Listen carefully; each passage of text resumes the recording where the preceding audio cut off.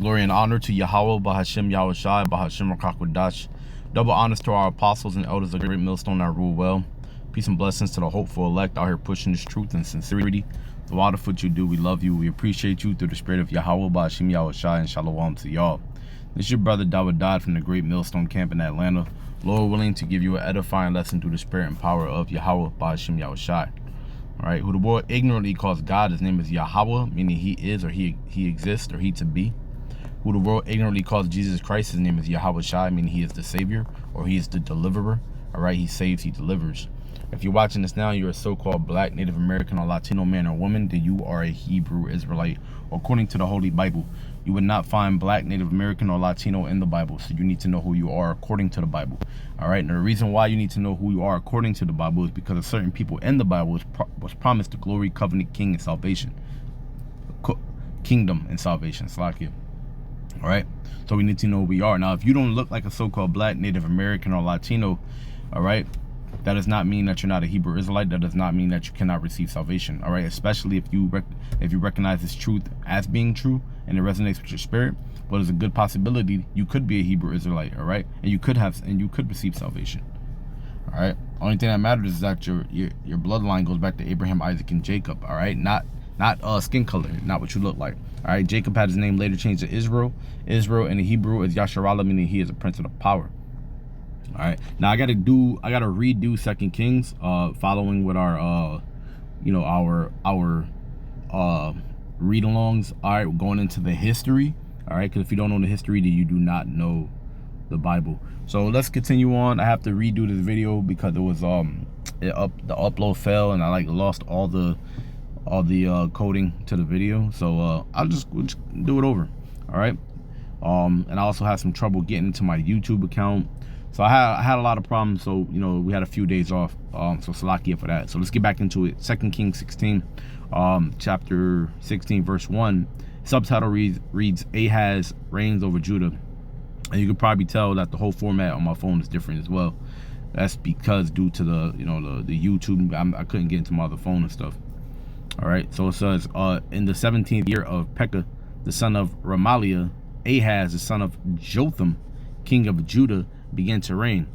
20 years old was Ahaz when he began to reign, and reigned 16 years in Jerusalem, and did not that which was right in the sight of the Lord, Yahweh Bashim Yahushai, his God, like David his father.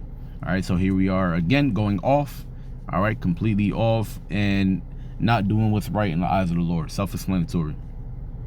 It says, but he walked in the way of the kings of Israel, yea, and made his son to pass through the fire, according to the abominations of the heathen, whom the Lord cast out from before the children of Israel.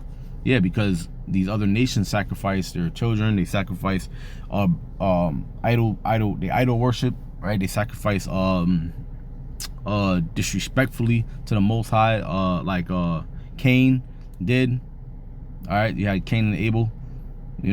What did Cain do? He sacrificed unworthy sacrifices. He made unworthy sacrifices, which is demonic. It's rebellious, right? It's like you playing with the Lord, and the Lord is not to be played with. All right. See, it says verse 4, and he sacrificed and burnt incense in the high places and on the hills and under every green tree. Then Rezin, king of Syria, and Pekah, son of Remaliah, king of Israel, came up to Jerusalem to war, and they besieged Ahaz, but could not overcome him.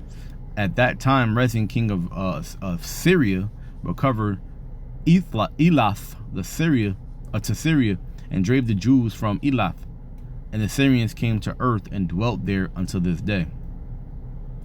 All right, it says Ahaz seeks help of Aram. All right. So that's the subtitle. Ahaz seeks help of Aram.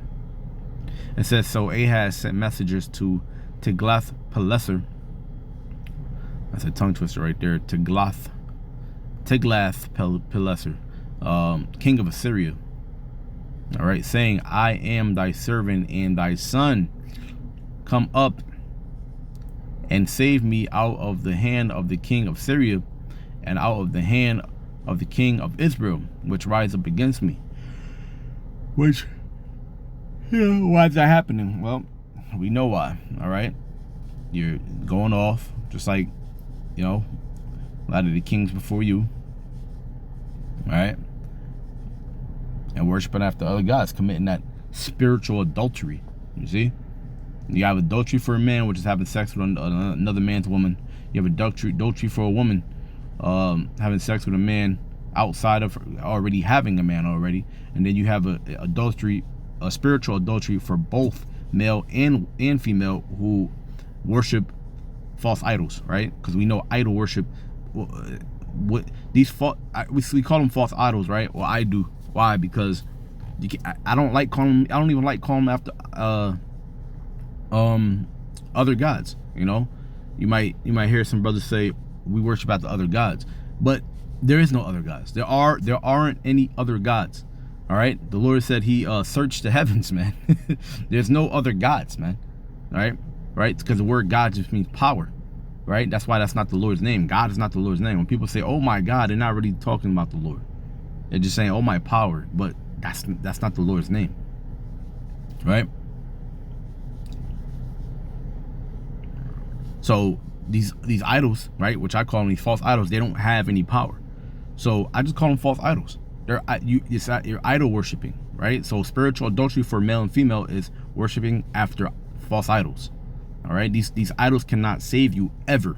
These idols can never ever save you, right? If the Lord, let's say even if you worship a gun, right, which a gun might be able to save you in situations, but if the Lord wanted to jam that gun, He could do that, you know. And I know I'm, you know, kind of throwing stuff out there, but look, man, that's true. All right, don't worship after damn nothing. You have people here who worship guns. You have people out here who worship the stars and constellations, man, right? And astrology and whatnot. You know what I'm saying?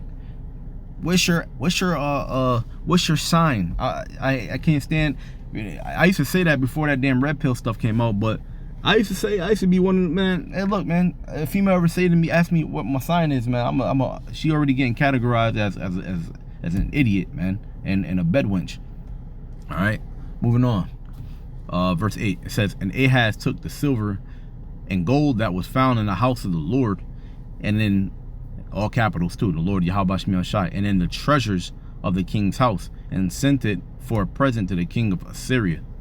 And the king of Assyria hearkened unto him, and the king of Assyria went up against Damascus and took it, and carried the people of it captive to Kir, and slew Rezin." So he did that. Damn. Yeah, so he did that just for payment, man. You know? All right, subtitle reads Damascus Falls.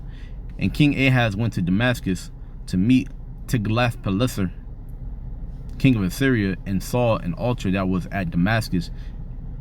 And King Ahaz sent to Urijah, the priest, the fashion of the altar and the pattern of it, according to all the workmanship thereof." So you see, look at that. You see that? You know, worried about certain temples and the way they serve after false idols and things and such. It says, "And Urijah, the priest, built an altar according to all that King Ahaz had sent from Damascus." So Urijah the priest made it against King Ahaz from Damascus, came from Damascus. "And when the king was come from Damascus, the king saw the altar, and the king approached to the altar and offered thereon. And he burnt his burnt offering and his meat offering, and poured his drink offering, and sprinkled the blood of his peace offering upon the altar. And he brought also the brazen altar which was before the Lord from the forefront of the house." Well, that's not false idols. We're not talking about where it says saw an altar that was at Damascus. And that's not what we're talking about here. We're talking about worrying about the other nations, how they sacrifice. That's not what I'm talking about here. So let's take that away. We're talking about certain kings would do that, right? Certain kings will conquer other nations, and due to other nations having other idols, what they would do is they will actually take, like for instance, King Solomon had women who had other nations, right, who had false idols worshiping after so-called their gods, right? So Solomon did the same thing, and he made temples and worshipped those idols based off, you know, the ones that his ribs, his women, his wives worship, you know, or their nations worshiped, you know. So a lot of the kings would do the same thing, but we're not talking about that here, for sure.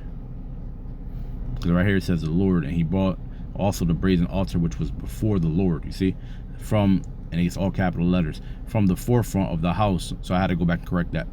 From between the altar and the house of the Lord, and put it on the north side of the altar.